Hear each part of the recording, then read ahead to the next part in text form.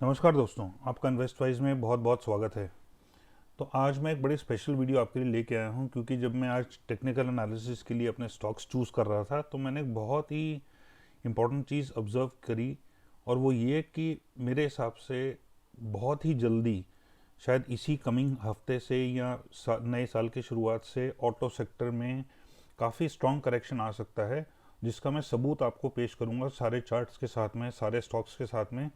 तो आप मेरा वीडियो पूरा देखिए ये देखने के लिए कि जो ऑटो सेक्टर है उसमें कौन कौन से स्टॉक सबसे वीकेस्ट लग रहे हैं और कहाँ से करेक्शन शुरू हो सकती है, ताकि आप अगर उन स्टॉक्स को होल्ड कर रहे हैं तो उसमें प्रॉफिट बुकिंग अगर आप चाहें तो कर सकते हैं, नहीं तो एटलीस्ट आप केयरफुल रह सकते हैं और अपने स्टॉप लॉसेस डिफाइन कर सकते हैं, ताकि आपके लॉसेस कम से कम हो। और जो लोग इंट्राडे पोजीशंस लेते हैं वो भी थोड़ा सा इस तरफ ध्यान देना शुरू कर दें कि ऑटो स्टॉक्स में शायद ज़्यादा उनके प्रॉफिट्स बन सकते हैं अगर वो शॉर्ट सेलिंग करना चाहें और इंट्राडे में अच्छे प्रॉफिट्स बनाना चाहें। तो चलिए देख लेते हैं कौन कौन से स्टॉक्स हैं, और उससे पहले मैं आपको ऑटो सेक्टर का चार्ट दिखाता हूं, जिससे आपको क्लियर हो जाएगा कि मैं किस चीज़ की बात कर रहा हूं और मैंने कैसे इस कंक्लूजन पे अराइव किया कि ऑटो सेक्टर में प्रॉफिट बुकिंग आ सकती है। तो वीडियो शुरू करूं उससे पहले मैं आपको सिर्फ अपना एक पुराना ऑब्जर्वेशन दिखाना चाहता हूँ। वो ये है कि अक्टूबर के महीने में अगर आप देखें, ये मंथली है अगस्त सितंबर अक्टूबर, तो अक्टूबर के महीने में जो वीकली चार्ट है, ये मैंने वीकली चार्ट खोला हुआ है आपके लिए पुराना, आपको सिर्फ दिखाने के लिए कि यहाँ पे वीकनेस आई थी। और इसमें मैंने इस समय वीडियो बनाई थी अक्टूबर में, इसका भी मैं आपको प्रूफ देता हूँ कि मैंने उस समय भी बोला था कि वीकनेस आ सकती है। तो देखिए यहाँ पे मेरे YouTube चैनल का ये स्क्रीनशॉट है। तो अक्टूबर 19 को मैंने ये वीडियो पब्लिश की थी, प्रॉफिट बुकिंग इन ऑटो सेक्टर। और उस समय जैसे आप यहाँ देख सकते हैं कि अक्टूबर के महीने में वीकली चार्ट्स में जो CNX ऑटो है, यानी कि निफ्टी ऑटो, उसमें काफ़ी वीकनेस आई थी।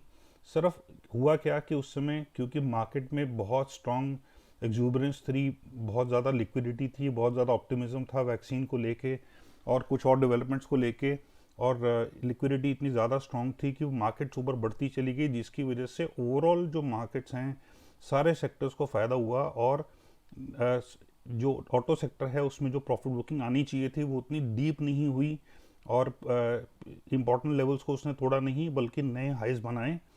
तो उस समय भी बहुत स्ट्रॉन्ग सिग्नल्स थे, और अगर उस समय भी प्रॉफिट बुकिंग शुरू हो जाती मार्केट्स में तो ये जो मेरा जो उस समय का एनालिसिस था वो एकदम बैठा भी करेक्ट। कुछ प्रॉफिट बुकिंग हुई भी, लेकिन और ज़्यादा प्रॉफिट बुकिंग होने के भी उस समय आसार नज़र आ रहे थे, जो कि उस समय नहीं हुई।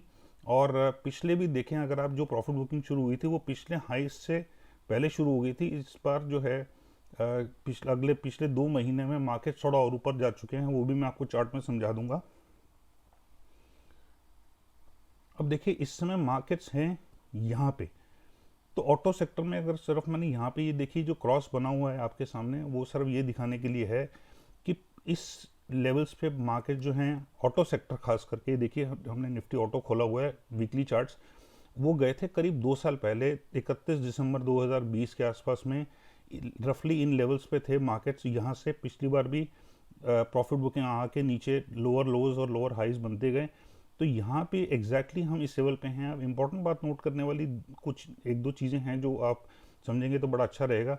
सबसे पहली बात यह है कि जो निफ्टी है और सेंसेक्स है वो ऑल टाइम हाइस पे हैं। तो अगर हम CNX ऑटो की बात करें, निफ्टी ऑटो की, तो 2018 के शुरुआत में ये सेक्टर जो था ये करीब 12,000 के लेवल्स पे था, जो कि इस समय 9,000 से भी नीचे है। तो काफ़ी ज़्यादा डिफरेंस है निफ्टी के, ऑटो निफ्टी के ऑल टाइम हाइस पे, ऑल टाइम हाइस के बीच में और करंट लेवल्स के बीच में। तो सबसे पहले अपने ऑल टाइम हाइस के पास भी नहीं है। दूसरा ये कि अपने जो 2 साल के लेवल्स थे उसी को ही ये ब्रेक नहीं कर पा रहा है, उससे ऊपर क्लोज नहीं कर पा रहा है। और पहले इससे पहले भी प्रॉफिट बुकिंग आ चुकी थी, पिछले नए हाइस बनाने से पहले ये जो हाइस थे इसके प्रीवियस न्यू हाइस, मतलब प्रीवियस लेटेस्ट हाइस थे। उसके बाद ये उससे पहले ही रिवर्स हो चुका था, लेकिन उसके बाद लिक्विडिटी की वजह से ये थोड़ा सा पिछले कुछ हफ्तों में और बड़ा, 5-6 हफ्ते और ऊपर गया, लेकिन दोबारा से नए हाइस बनाने से पहले यहाँ पे इसको प्रॉफिट बुकिंग का सामना करना पड़ रहा है और अब ये दोबारा नीचे आ रहा है। और दूसरी इंपॉर्टेंट बात ये है कि जो ब्लू लाइन आप देख रहे हैं ये वाली, ये है लॉन्ग टर्म एवरेज में 50 डे मूविंग एवरेज, और ये जो ग्रीन लाइन आप देख रहे हैं ये है 200 डे मूविंग एवरेज। तो ये इसने एक इन्वर्टेड क्रॉसओवर बनाया हुआ है जो कि वीकनेस का साइन माना जाता है। तो इतनी स्ट्रॉन्ग अपमूव कई महीनों से आप देख रहे हैं। ये देखिए, ये अप्रैल से शुरू हुई थी अपमूव और दिसंबर तक चली, तो 9 महीने ये अपमूव चली। उसके बावजूद भी जो 50 डे मूविंग एवरेज है वो 200 डे मूविंग एवरेज से कम है। दैट मीन्स बहुत स्ट्रॉन्ग वीकनेस ऑटो सेक्टर में आपको वीकली चार्ट्स में दिखाई पड़ रही है। अगर आप मेरे टेलीग्राम चैनल के मेंबर नहीं हैं और मुझे ट्विटर पे फॉलो नहीं करते हैं तो उसके लिंक्स डिस्क्रिप्शन में दिए हुए हैं, आप वहाँ फॉलो कर सकते हैं। और अगर आप मेरे यूट्यूब चैनल के सब्सक्राइबर नहीं हैं तो सब्सक्राइब करके लाइक और शेयर का बटन दबाइएगा अगर आपको ये वीडियो अच्छी लगे। अब आ जाते हैं डेली चार्ट्स पे निफ्टी ऑटो की। तो डेली चार्ट्स में अगर आप देखें तो जितने भी जो यहाँ से लेकर यहाँ तक मूवमेंट हुई है, जो डेली के बार्स बने हैं, उसमें बहुत कम बार्स ऐसे हैं जैसे कि ये वाला हो गया या ये वाला हो गया या ये 1-2 बार्स हो गए जो बड़े स्ट्रॉन्ग थे।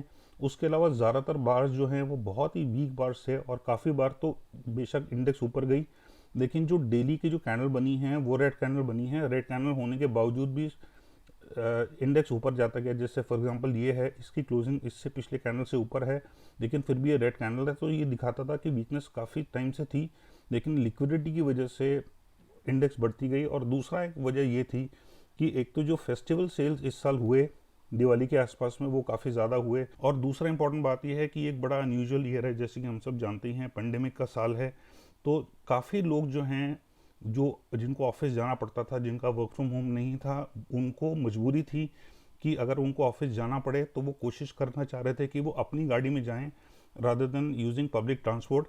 तो पब्लिक ट्रांसपोर्ट में क्योंकि रश ज़्यादा रहती है तो थोड़ा सा रिस्क ऑब्वियसली आज के टाइम में ज़्यादा है कंपेरेटिवली। तो उस वजह से भी सेल्स काफ़ी ज़्यादा बढ़ी, जो कि वैसे शायद ना बढ़ती, लोग पब्लिक ट्रांसपोर्ट ही यूज़ करते। लेकिन आज के समय में मेट्रो और बस सर्विस लोग कम यूज़ करना चाहते हैं, कैब्स भी अवॉइड करना चाहते हैं। तो लोगों ने शायद अपनी गाड़ियाँ जिसकी वजह से ली होंगी, जिसकी वजह से सेल्स नंबर्स अनएक्सपेक्टेडली ज़्यादा बढ़ गए जो शायद अदरवाइज ना होते, और जिसकी वजह से जो ऑटो सेक्टर है उसका जो ग्राफ है वो इतना आपको शार्पली ऊपर दिख रहा है। लेकिन अगर हम पिछले कुछ दिनों की बात करें, प्रॉफिट बुकिंग शुरू हो गई, उसके बाद में स्ट्रेंथ इसने कभी दोबारा दिखाई नहीं। यहाँ से जो ये गिरना शुरू हुआ है, नए हाइज बनाने की कोशिश नहीं करी, 9400 से इसने ऊपर क्लोज करने की कोशिश नहीं करी, कोई अटेम्प्ट ही नहीं किया बिल्कुल भी कि कोई स्ट्रेंथ दिखाएं, और देखिए धीरे धीरे नीचे आता गया। और अब सबसे इम्पोर्टेंट फैक्टर ये है कि ये जो ब्लू लाइन और आपको रेड लाइन और ग्रीन लाइन दिख रही हैं, ये 20 डे, 50 डे और 200 डे एक्सपोनेंशियल मूविंग एवरेजेस हैं। और इतने स्ट्रॉन्ग 3 दिन जो गए पिछले, उसमें निफ्टी तो अपने ऑल टाइम हाइज के बहुत ही करीब है, लेकिन निफ्टी ऑटो जो है वो अपने 20 डे ईएमए के आसपास स्ट्रगल कर रहा है। तो ये बहुत ही ज़्यादा वीकनेस दिखाता है। अब मेरा मानना ऐसा है कि बेस्ट केस सिनेरियो में ये अगर 9200 अगले कुछ दिनों में टच करता है तो that will be the best, लेकिन उससे ऊपर जाने की उम्मीद मुझे बहुत कम लग रही है। और यहाँ से मुझे लगता है प्रॉफिट बुकिंग शुरू होगी। और उसका एक वजह और भी है इंपॉर्टेंट, जो आपको बड़ा क्लियरली यहाँ दिख रहा होगा कि पिछले 2-3 दिनों में ही इसने अपने 50 डे मूविंग एवरेज को भी टच कर लिया, उससे नीचे भी चला गया। हालांकि क्लोजिंग ऊपर हुई, थोड़ा रिकवरी हुई क्योंकि मार्केट्स बड़ी कंड्यूसिव थी। इस दिन भी जब मार्केट बहुत स्ट्रांगली गिरी थी तो मार्केट ने बड़ा अच्छा रिकवरी की थी निफ्टी ने, और जिसकी वजह से निफ्टी ऑटो भी थोड़ा पुल बैक कर गया। उसके बाद इसने एक और हल्का सा लो टच किया इस दिन के मुकाबले, तो थोड़ा वीकनेस और दर्शाता है फिर से दोबारा। लेकिन क्योंकि मार्केट बड़ा स्ट्रांगली पॉजिटिव थी तो ये भी ग्रीन में क्लोज हुआ। उसके बाद इसने 8800 से ऊपर क्लोजिंग करी, जो कि एक अच्छा साइन था। लेकिन यहाँ पे भी इसकी जो क्लोजिंग थी वो अपने 20 डे मूविंग एवरेज से कम थी। और उसके बाद अगले दिन भी बहुत अच्छी मार्केट ऊपर गई, लेकिन ऑटो सेक्टर बिल्कुल कैपिटलाइज नहीं कर पाया। और आप देख सकते हैं कि यहाँ तो आरएसआई ग्रीन में थी, 70 से ऊपर थी, लेकिन उसके बाद धीरे धीरे आरएसआई भी अब नीचे आना शुरू हो चुकी है, स्टोकैस्टिक्स भी नीचे आना शुरू हो चुके हैं। तो ये दिखाता है कि जो ओवरऑल निफ्टी का जो इंडेक्स है उसमें वीकनेस बहुत ज़्यादा है। अब आइए स्टॉक्स की बात कर लेते हैं। तो सबसे पहला स्टॉक है बालकृष्णा इंडस्ट्रीज़। तो बालकृष्णा ने बड़ा अच्छा परफॉर्मेंस दिया है पिछले कुछ समय में, लेकिन आप देखिए यहाँ पे बहुत कंटिन्यूसली प्रॉफिट बुकिंग इसमें आती रही। थोड़ा सा इसको सपोर्ट मिला अपने 1350 के आसपास के लेवल्स पे, फिर से ऊपर गया, ऑलमोस्ट 1700 टच किया, लेकिन 1700 से ऊपर कभी इसने क्लोजिंग की नहीं। सिर्फ 1 या 2 दिन ही ये 1700 के लेवल के आसपास पहुंच पाया। उसके बाद धीरे धीरे धीरे देखिए 1650 का जो उसका इमीडिएट सपोर्ट था, जो इसने काफ़ी दिन से नहीं तोड़ा था, उसको भी इसने तोड़ा, उससे नीचे आया। उसके बाद ये एक बड़ी फॉल हुई 21 दिसंबर को, उसके बाद जो अगले 2 दिन हैं उसमें भी इसने बिल्कुल भी स्ट्रेंथ दिखाई नहीं, और अपने 20 डे मूविंग एवरेज से भी नीचे है। 50 डे के मूविंग एवरेज को जस्ट टच कर रहा है, और मेरा मानना ऐसा है कि आने वाले कुछ दिनों में आप इसको 1350 के लेवल्स को तो सब टच करता हुआ देखेंगे। हो सकता है इससे नीचे भी जाए। नेक्स्ट स्टॉक है आइशर मोटर्स।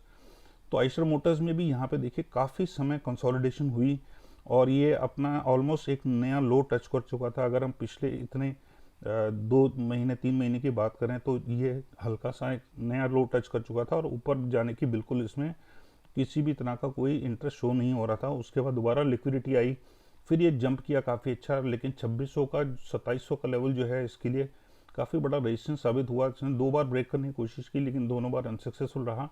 उसके बाद ये धीरे धीरे अपने 2500 के लेवल्स को के पास रहा, कोई अपवर्ड मूवमेंट की तरफ किसी तरफ कोई अटेम्प्ट नहीं था। उसके बाद ये पिछले कुछ दिनों में अपने 2400 के लेवल्स के भी आसपास आ गया, और यहाँ पे भी अपने 20 डे मूविंग एवरेज से नीचे है पिछले कई दिनों से, अपने 50 डे मूविंग एवरेज के बहुत ही पास है। फ्राइडे को जो है ये आधा % करीब नीचे क्लोज हुआ है, तो इससे साफ दिखाई देता है कि वीकनेस काफ़ी ज़्यादा है, तो ये और नीचे गिर सकता है। और पहला इसका जो सपोर्ट हो सकता है टेस्ट करे वो 2300 करेगा, उसके बाद में 2200 करेगा। अगर 2200 से भी नीचे आ गया तो वो काफ़ी ज़्यादा नीचे जा सकता है। नेक्स्ट बात करते हैं एमआरएफ की। तो एमआरएफ ने भी बहुत अच्छा रन अप देखा है, 50,000 के लेवल से लेकर 80,000 तक भी गया, 80,000 से भी ऊपर गया, लेकिन उसके बाद में देखिए यहाँ पे नीचे आया, और उसके बाद में इसने 80,000 से भी ऊपर क्लोजिंग नहीं दी है। जो 80,000 के लेवल से उससे ऊपर क्लोज करने की बिल्कुल भी कोशिश नहीं कर रहा है। और अब पिछले कुछ दिनों की अगर हम बात करें तो ये भी अपने 20 डे मूविंग एवरेज से नीचे ट्रेड कर रहा है पिछले कई दिनों से। तो अगर किसी के पास एमआरएफ का स्टॉक है तो वो उस हिसाब से उसको स्टॉप लॉस अपना रख सकते हैं, और अगर कोई प्रॉफिट शॉर्ट पोजीशन लेना चाहे तो वो भी देख सकता है, depending on the trend of the stock जिस दिन आप पोजीशन लेने की सोच रहे हैं।